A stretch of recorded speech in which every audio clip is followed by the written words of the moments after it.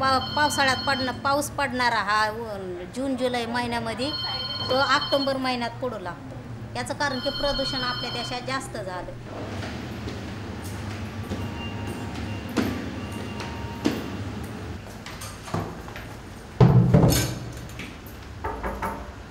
आणि हे प्रदूषण आपण जे काचपत्रा वेचक जे लोक आहेत ते कागद वेगळा करतो, काचपत्रा वेगळा करतो आणि ते आपण कंपनीला पाठवतो, त्याची पुनर्निर्मिती होते.